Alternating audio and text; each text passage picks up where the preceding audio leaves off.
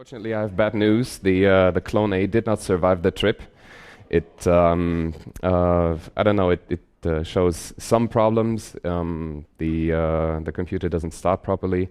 It gets to a certain point where it at least switches on the power LED, and it also gives some sync signals. Otherwise, the screen wouldn't have blinked.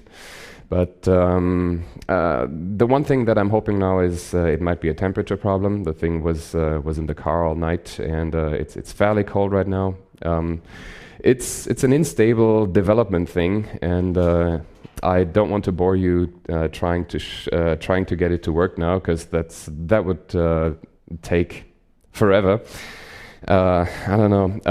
I might do it. I might get it to work during the party. So if anyone doubts that that Clone A actually works, either ask the people who have been in Aachen last weekend.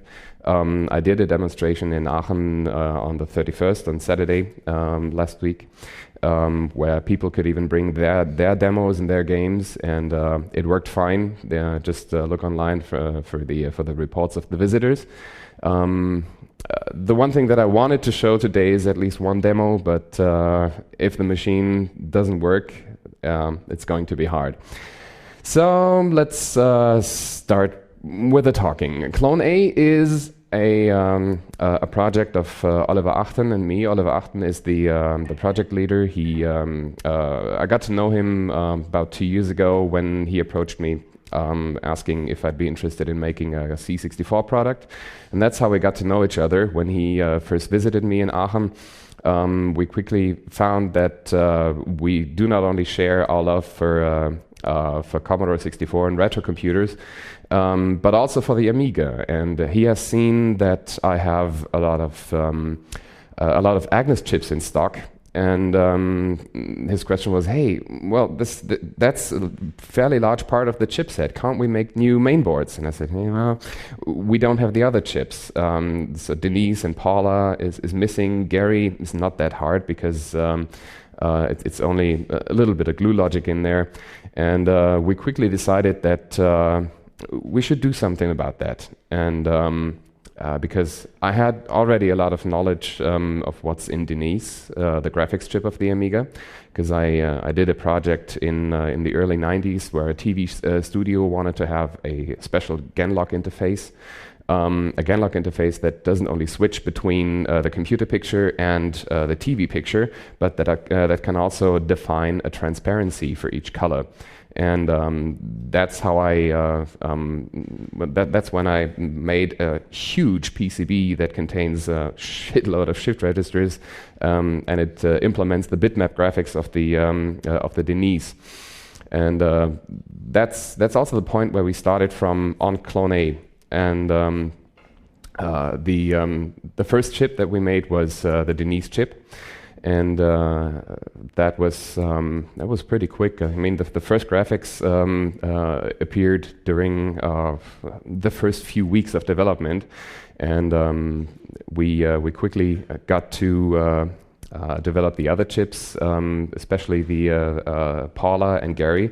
Like I said, Gary contains lots of glue logic, and I already did a reverse engineering of the Amiga 1000 PALs back in the late 80s, and a lot of that knowledge went into Gary. Paula was also a fairly complicated thing, especially getting the sound to work, because all the sound state machine information that's available out there. Most of you programmers know the hardware reference manual, and there is even a drawing of the state machine for the Paula audio state machine. But the problem is, it's incorrect. It doesn't work like that. And probably, is anyone here who has participated in making the WinUAE or the UAE emulator? So you know a little bit about the internals of. Oh, okay. That's the other side. So you didn't take part in the chipset emulation at all. Okay, yeah, FPU doesn't have to do very much with sound, but the sound seemed to be a secret to many people, and it was, for example, in emulators, it was fixed by just saying, okay, it starts here and it ends there, and that's how we play sounds. But those routines that use non-standard ways, especially non-DMA ways of playing back sound, they are fairly tricky to get to work, and that took a considerable amount of time to get that to work. And then we had pretty much everything that we needed in order to make a new board. Meaning, I had the Agnes chips in stock. We had replacements for Denise and Paula and Gary, and the CIA chips. That was another thing. That's also a custom thing. But most of you programmers know that the CIA chips are fairly similar to what the Commodore 64 uses. And that's also one point where we started from, because the Commodore 64 CIA chips are way more documented out there than the Amiga CIA chips. And we have replacement boards that we can either plug into an Amiga, or we also try to get them to work inside of the C64, because some of you guys may know that the 6526 CIA chips, they also work if you plug them into the Amiga. It's just the real-time clock that doesn't run properly, because the Amiga expects a 24-bit counter, where the C64 CIA chips, they have a real time of day counter. So part by part, we started replacing the chips, and when we reached a point when we could have started producing OCS or ECS mainboards with the intellectual property that we already had, I simply didn't have the time to make anything. And so Oliver, who unfortunately can't be here, greetings to all of you from him.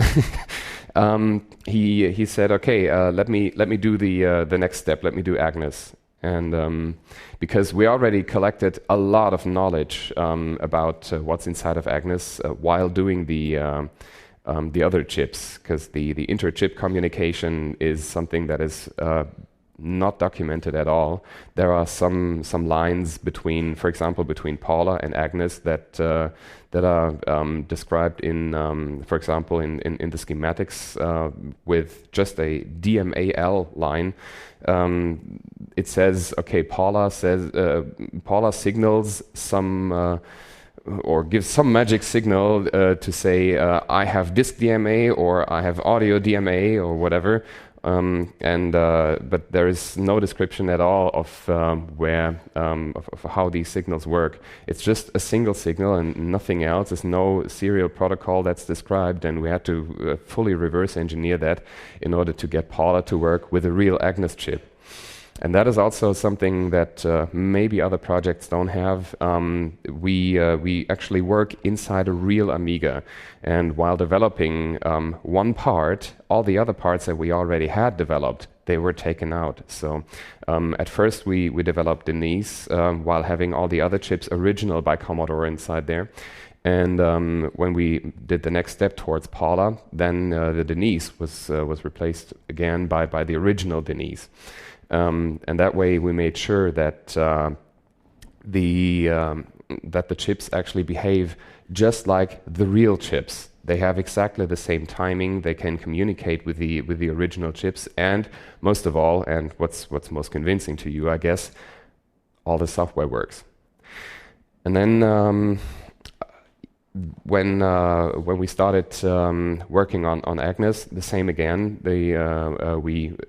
We've taken out all the other replacement boards, and I've just put in an FPGA-based board for Agnes.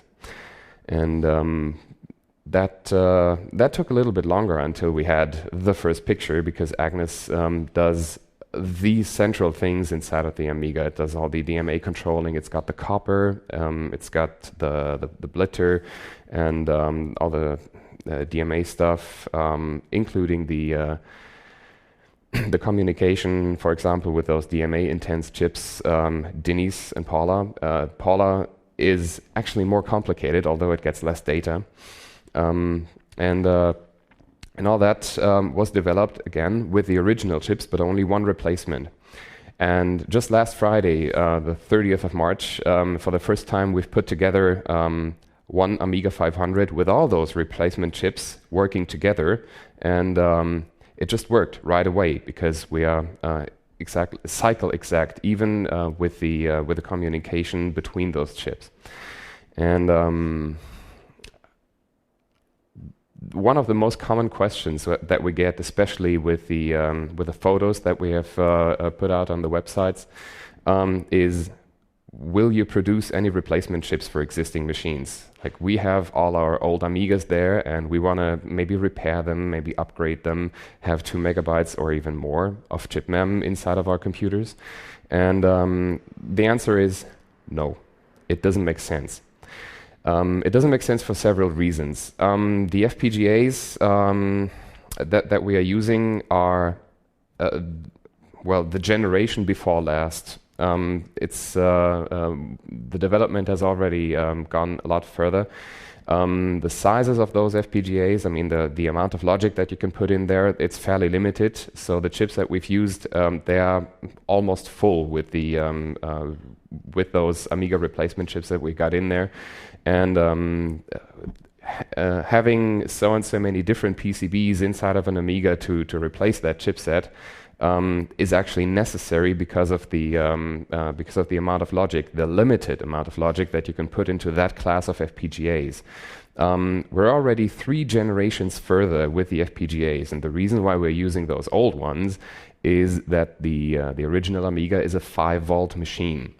And communicating with a 5-volt machine requires at least a 3.3-volt FPGA that is 5-volt tolerant. So it's the FPGA, the chip itself, is a 3.3-volt chip, but it can stand the 5-volt voltages that are coming from the rest of the system. And therefore, we had to use that old class. Otherwise, we would have to use level shifters and everything to protect the delicate logic inside of those new 1.8-volt FPGAs. Those of you who don't know what FPGAs are, I guess you're all software people, not very many hardware people here. Who doesn't know what FPGAs are?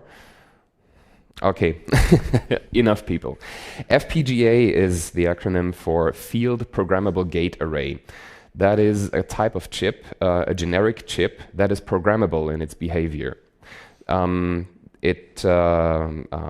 behavior of that chip is described in so-called hardware description languages, and our claim of being cycle exact is based on measurements that you can do outside of the chip. So on this clock cycle, it behaves this and this and this, and on the next clock cycle, the other lines behave differently. But if you compare the logic analyzer shots of the original chip and of the FPGA, you can actually see that it does the same. And these programmable logic chips are they have become bigger and bigger in the past, and they are growing at a rate that's just enormous because those FPGA chips, they are SRAM based, so they grow at Moore's law.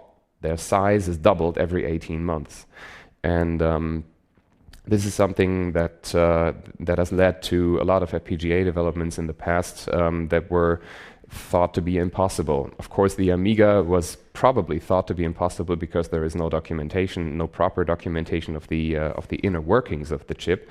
But that is something that well, takes a little bit of hardware and software knowledge combined. Let me say that I have a little bit of hardware knowledge. I'm in business for almost 13 years now, and I've started tinkering on my Commodore 64 at, I don't know, a few weeks after I got it, and that was in 1984. And Oliver, who is doing a lot of work on the project, and therefore I'm calling him the project leader because he's putting a lot more time into it than I do. he's also a combined hardware and software person. He's actually much more a software person than I am. And the way that we started reverse engineering those chips was reading, of course, reading the programming manuals, how the chips behave if you program this and that way.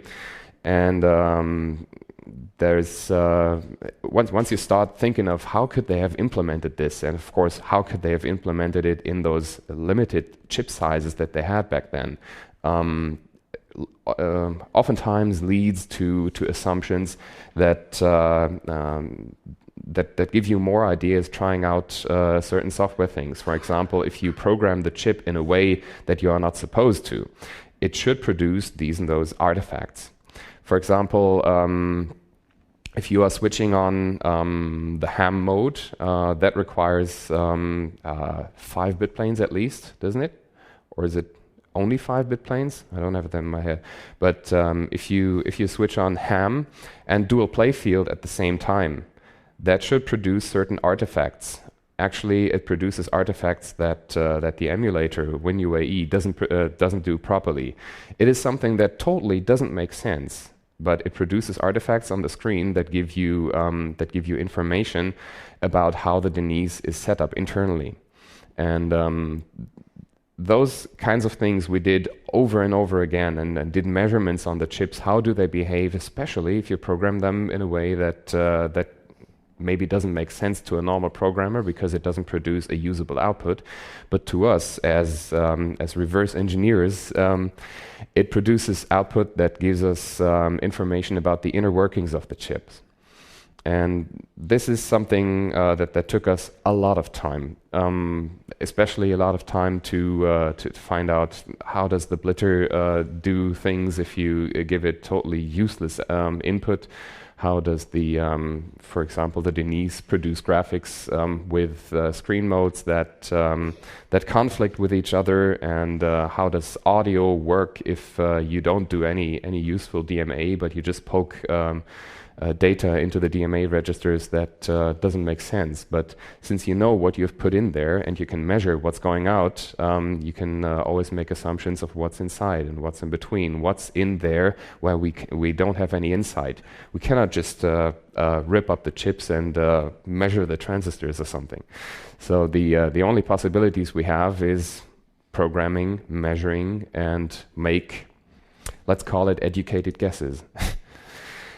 And this is something that actually led to a result that gave us the self-confidence to say, we're demonstrating a machine that was last weekend. We're demonstrating a machine that we call Amiga compatible. 100% Amiga compatible, because it works cycle exact. If the chips even show the same artifacts that the original chips have, if we can make a computer with any mixture of original chips and replacement chips, we know that we pretty much got it exactly the way that it actually is. And therefore, we had the courage to say, people, bring in your disks, bring in your games and demos and whatnot, even self-coded games. We don't know what you are bringing, and we do not choose the kind of software that we're going to show. It's you who choose. And therefore, we had a proof that the machine is really an Amiga. The result was well, obviously impressing for a lot of people who were there, because it was only one demo that produced undesired output. Let's call it that way. The machine crashed, and at that time and last Saturday we couldn't find out if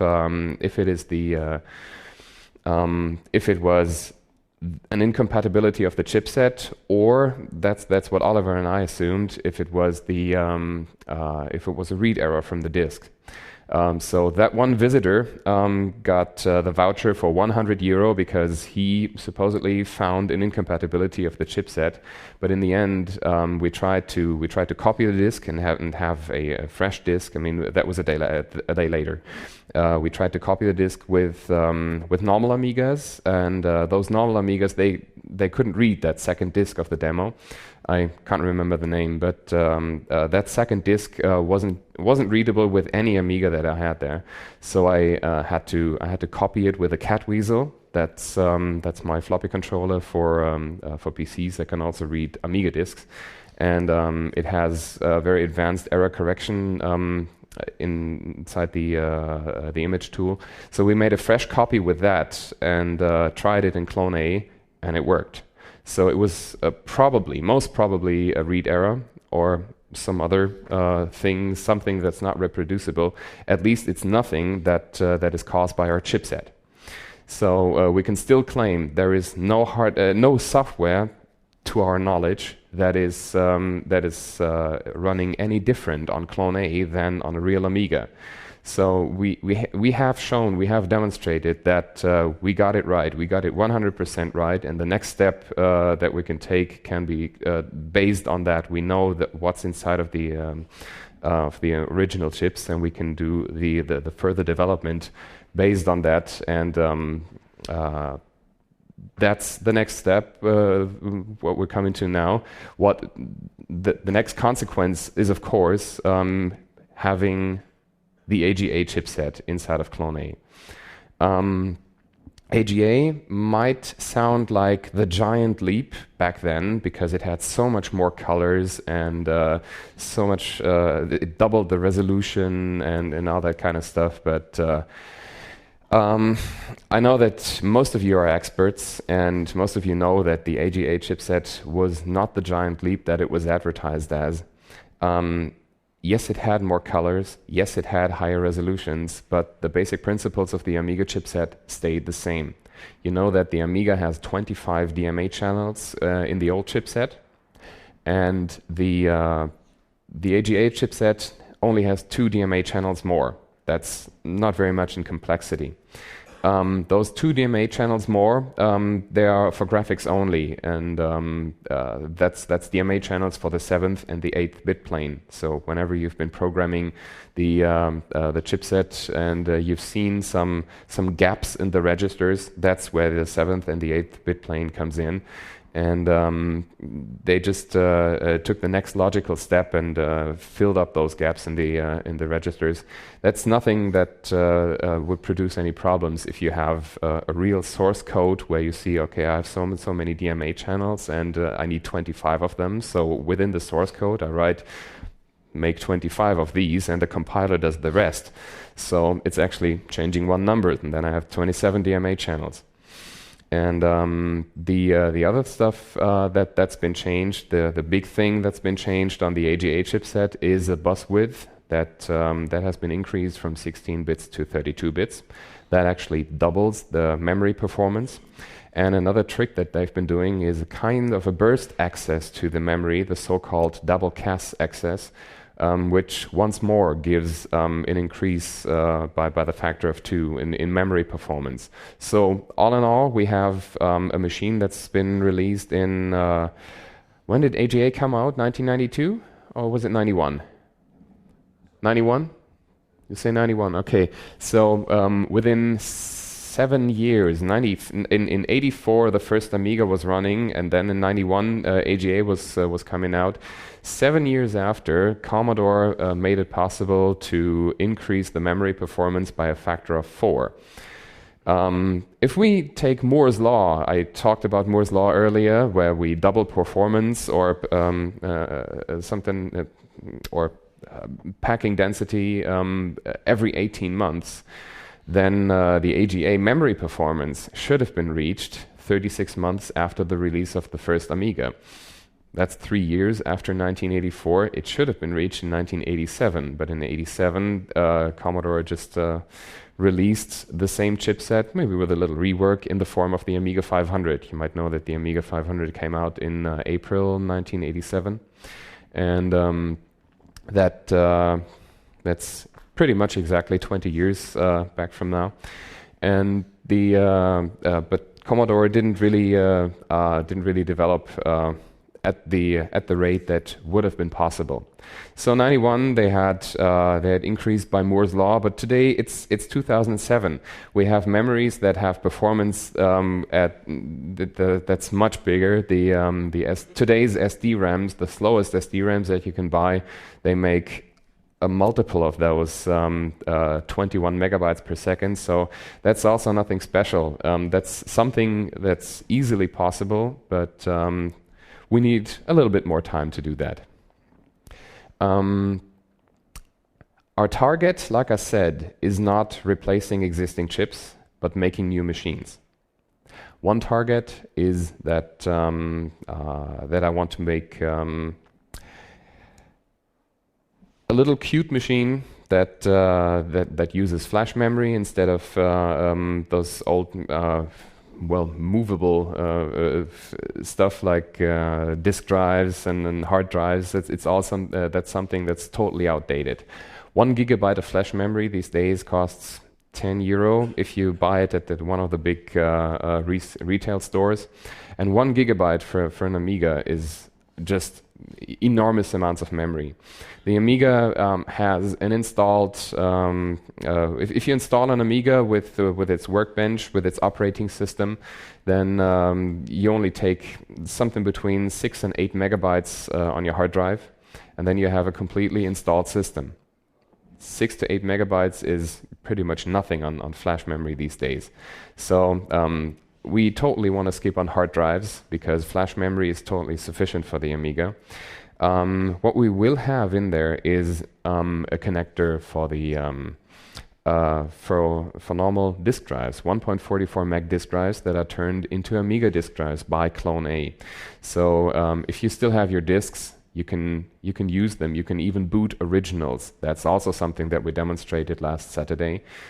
People did not only bring demos that push the chipset to the limit, but they also brought originals with really weird copy protection things like long tracking and fat tracks that are outside the limits of normal disk drives, and all that was it was demonstrated that it works fine on Clone A.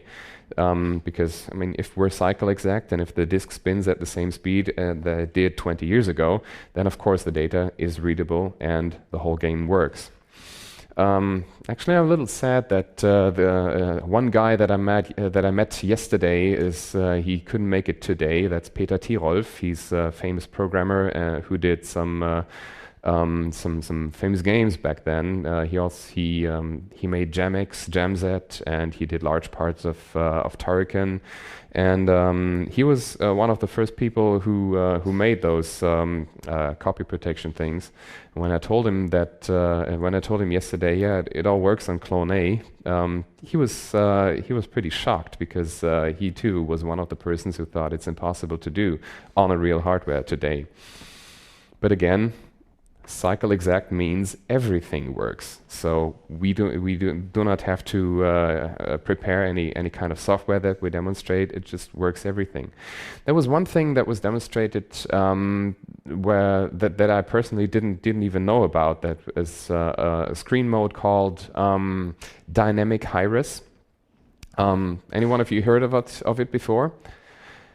You too. Okay, I thought there are some Amiga experts here. Dynamic high-res uses a combination of copper and CPU-controlled register writing methods in order to achieve a completely new color palette within every raster line, and therefore you can produce very good high-quality pictures in high-res resolution where you only have 16 colors on OCS and ECS.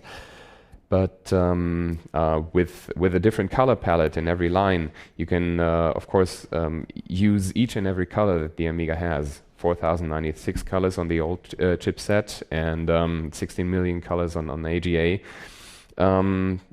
Like I said, I haven't seen it before. He just put in the disk, started the program, and it worked right away. And I guess this is a point where we can say, okay, we cut on the development, we take that intellectual property, like I said, the FPGAs, we're programming them in a hardware description language, VHDL or AHDL, or there are lots of different dialects, and each of those dialects can be transformed into an intermediate file format that can be used by semiconductor manufacturers in order to reduce the cost, make an ASIC, an application-specific integrated circuit that only runs the Amiga, or in this case, first of all, the chipset. And one of our next steps is, of course, to implement 68,000 CPU on an FPGA in order to have that as a source code as well, and bring it to semiconductor vendors and tell them, hey, make us a chip out of this. The target is not only to make new machines, make new Amigas. Like I said, I wanted to have a little small format box and sell that before the end of the year. So any one of you who is interested can buy new Amigas before the end of the year, or at least they're going to be labeled Clone A. I guess we're not going to use the... just in case somebody... well, is this recorded? I guess so, huh? The question is, how much will it cost? We're aiming at around €200, because we're also aiming at the gamers. I want to have a little cute box, that doesn't replace the existing Amigas as you have them today, with all those cards inserted in there and lots of hard drives and optical disk drives and whatever. But I want to have one box that has flash cards instead of hard drives, and that's something that won't look anything like the Amigas today. I want to have something living room compatible, not only computer room compatible. Something that looks nice and that can be connected to a TV. And speaking of connections, the most complicated thing on an Amiga is the monitor, because hardly anyone has a 15 kilohertz monitor these days. Flicker fixers are so expensive that they either are not available, or nobody really wants to part with it, because your Amiga works with your favorite TFT or whatever, and that's nothing that you could use these days. Therefore, we decided to put enough connectivity for existing monitors to get around that problem. Our Denise chip here has a scan doubler built in. That means you can use normal VGA monitors. And another thing that modern TVs have these days is an S-video input. S-video is quality-wise really comparable to RGB. So if you compare an Amiga that you connect to a 1084 monitor using RGB to an Amiga that is connected through S-video, you will hardly see the difference. Maybe in direct comparison you see that some pixels are sharper than the others, but S-video is so high quality that it's just perfect for games.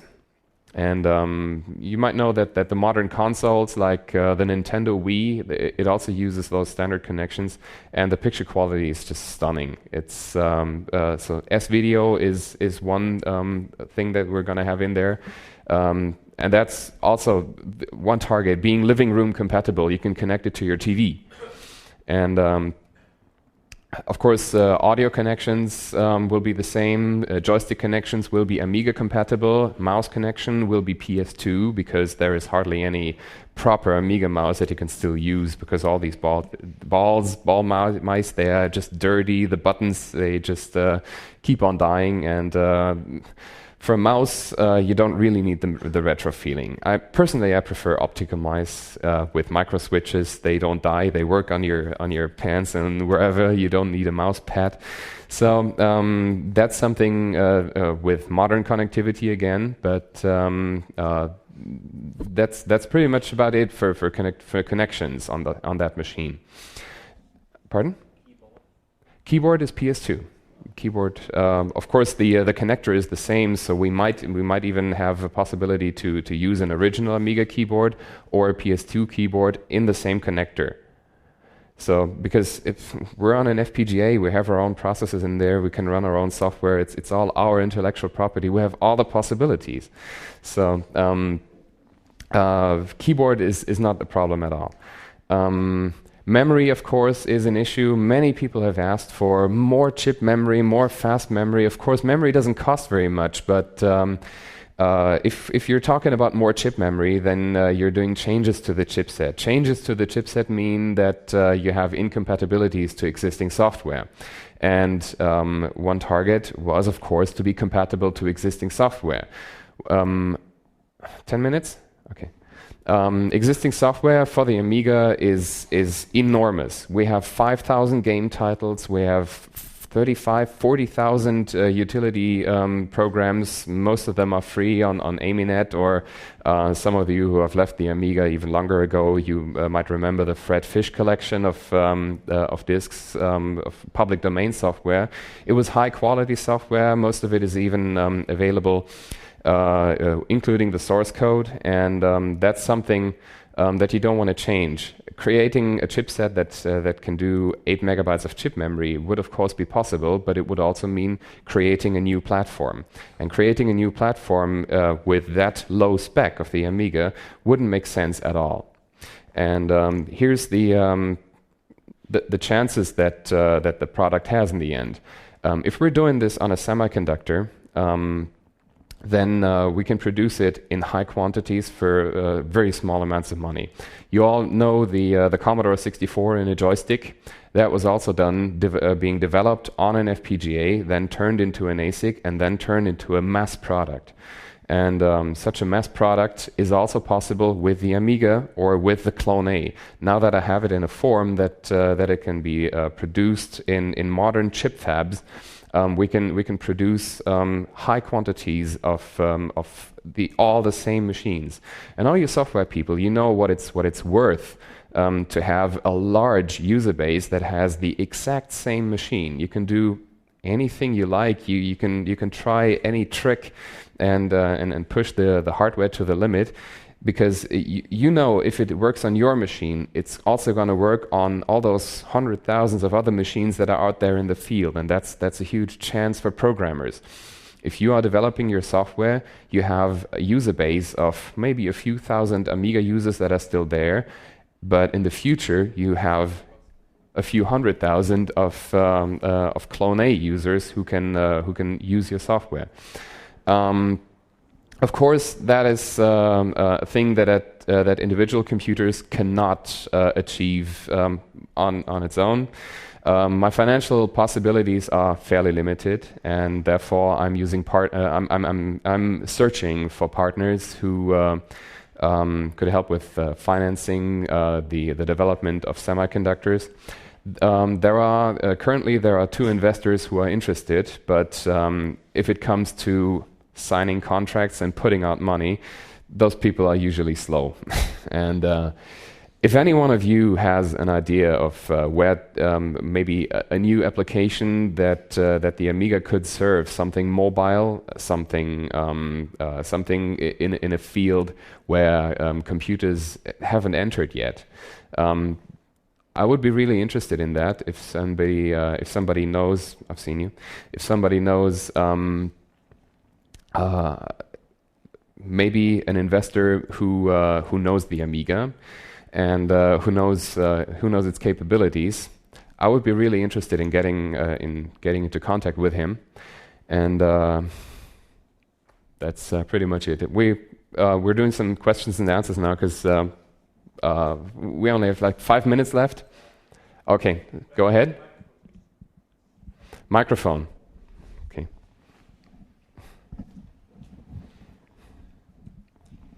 Test. Yeah. Okay. Have you thought of the possibility, perhaps, to put in the chipset inside of a modern board, which includes, for example, a PowerPC, so that you could use modern Amiga-like operating system? And The possibility is there, yes. Putting the Amiga chipset on, for example, on a PCI card, and putting that PCI card into a modern board is there, but like I said, our target is not creating a new platform, because that's what it would be. Taking a high-speed processor and taking the existing chipset, that would mean creating a new platform. And that's not our goal. That would be some small market for, let's say, a few hundred, if you're lucky, 1,000 units. But we want to reach the high quantity markets, the so-called supermarket buyer, somebody who who's shopping for groceries and who sees, whoa, there's something that runs up to 5,000 games. Wow. And this looks like Amiga, or this has the Commodore label on it, and I remember that. Yeah, I'm gonna buy it for like 40, 50 euros. And that's the way how you achieve the possibility, these high quantities that we're aiming at. And that's the only way to in turn to generate interest by software programmers. I mean, every one of you knows that making software for a machine that's out there a few thousand times only, it doesn't make sense. It doesn't make sense financially. It might be fun, but if you're spending months, even years on a program, you want to have a large user base, and you want to have enough machines to run your software on, to actually make money, to get all the time that you spent on it, get that back. And the only way to achieve that is high quantities. So creating a new platform might be possible. I'm all for it, because I love big Indian machines. I love the Amiga, and that's what drives Oliver and me to making this thing. The Amiga is for its time was a really high spec architecture, and for today it's fairly low spec, but you can produce that in large quantities at very small amounts of money, and there are enormous chances for making money with this, because back then an Amiga was like 1,300 Deutschmarks, something in the 700 euro area. And you needed a high quality monitor and all that kind of stuff. It's all not necessary these days. And with this modern technology and with all this existing software, you have a lot more chances to gain some money out of it. Next question. What are you doing with regards to Kickstart? Are you going to license the Kickstart from Amiga, or do you create a new one? I tried, like you said, there is a company that claims to have all the intellectual property of the Amiga, but they failed to give a proof that they actually have the intellectual property. All the negotiations that we had were delayed over and over again, and I offered them money, a lot of money, and it looked like we had a deal, and by the end of the week I shall see the contract. I guess that last email was 3 months ago, and during that time I got to know a lot of programmers, and 2 of them actually offered to make Kickstart replacements. So we now have 2 Plan B for the Kickstart. One of them is totally compatible at running games, at starting all the standard games, especially those games that are only using the first boot block loading and then just switch off the ROM. That's something that already works. And then I got to know another guy in February in Flensburg at the Oxiron party. He approached me and said, well, back then I made something for the Amiga 1000. It has a Zeka compatible assembler and a machine language monitor in it, and it starts all the games, and if you want that, you can have it. So we have 2 Kickstart possibilities now, and the second, this developer type thing with the assembler in it, with a machine language monitor, that's most probably the option that we're going for, because making development easy on such a machine, on a machine that's out there 100,000 times in the field, that's the best way of of having more software. But does that have like you wouldn't be able to boot Workbench or anything with that because you wouldn't have like No, those Kickstart replacements don't boot the Workbench. That's right, because large parts are missing, like the intuition libraries and everything. But like I said, we're trying to find out who actually has the intellectual property and license that. And if you have your Amiga at home, you have Kickstart files. Put one of those Kickstart files on the flash card, put it in, and start up your Amiga. So that way you're not even illegal. If you own a real Amiga, or if you own the Amiga Forever package, then you have licensed the software, and you can put that into that machine as well. Like I said, I would like to know who is the actual owner of the intellectual property. If any one of you knows, tell me. Okay, seems like time's up.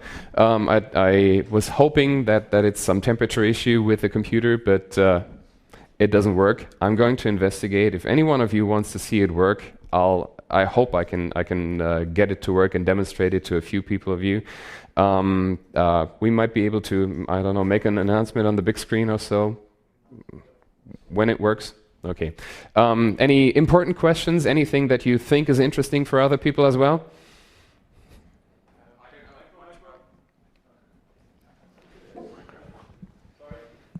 Okay. I don't know much about Amiga history, but I understand there are many different types of Amigas. What type are you emulating, 500 or 1200? That question has been asked a lot of times. Amiga experts know that the chipset was always the same in the Amiga. So from Amiga 500, Amiga 1000, 2000, 3000, the chipset has always been the same. The Agnes, and I mean, whole chipset, I don't need to repeat all the names. It has been the same. Only the Amiga 1200 and the Amiga 4000, they have a slightly different chipset, the AGA chipset. And we're also starting to implement that now. Hopefully by the end of the year, in that FPGA-based machine, we're going to have a machine that is switchable between the old chipset and the new chipset. The specs of the big box Amigas, they have mainly been differently on the CPU. We're aiming, first of all, at top compatibility, 7 megahertz, 68,000 CPU. But of course, with those FPGAs being a lot faster than 7 megahertz these days, we're going to probably going to achieve the speed of a standard Amiga 3000, maybe even of an accelerated Amiga 4000. But that's nothing I want to promise right now, because we only have simulation data right now. Simulation data doesn't mean anything for real life performance, because you never know memory lags and all that kind of stuff. So performance-wise, we'll have to wait another few months until the development is at a stage where we can run benchmarks. AIBB, if any one of you knows what an AIBB module is, that's something that's a very widespread benchmark. And those single files, the AIBB modules, that's something that can be really compared between the machines. So we're not building a specific Amiga 500 or Amiga 2000 or whatever. We're building an Amiga. That's it? Markus? Microphone. Okay, ich übersetze es dann. Okay. Du sagtest ja, dass das Ganze auch VGA hat, soweit ich weiß. Richtig. Und du sagtest, dass das Ganze hat einen Scan-Doubler. Wäre es da nicht geschickter, da so etwas Ähnliches, irgendwie so in die Richtung Picasso oder so einzubauen? Dass man Auflösungen gegen 800 x 600 und 1024 fahren kann? The question is, having a VGA output including a scan doubler gives the possibility to connect VGA monitors, but wouldn't it make more sense to have something Picasso-like with an 800 by 600 graphics card? It's possible on those FPGAs, but we haven't thought about it yet, because that's also a software issue. We'd have to license the Picasso 96 software. We'd have to write new drivers and all that kind of stuff. That's nothing we wanted to achieve, because it's a platform that's fairly small. We don't want to create a new desktop computer. We want to create a high-volume gaming platform, a high-volume, low-cost gaming platform. So Picasso might be, of course, a possibility, but that's nothing I personally want to spend time on. I know it's an existing platform, and there are some pieces of software that work with it.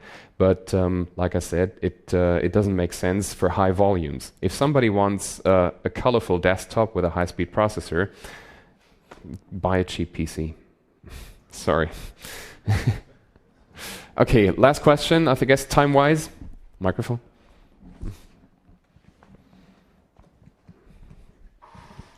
So would it be possible to take so many of all these games that the old Amiga games are available as disk images? Mm-hmm. So could you put disk images on the flash and then emulate the floppy drive with all the timing and so on from? Yes, of course. Disk images? That's why Clone A has an extra processor, of course, within the FPGAs, and that extra processor does all that emulation. You take the ADF file, and it converts the ADF file into signals that would be coming out of a disk drive, and that is processed by the real chipset. So it's maximum convenience. If you have all your games on ADFs, you put them on a flash card and play them on this living room compatible box. Time's up. Quick question. Throw it at us.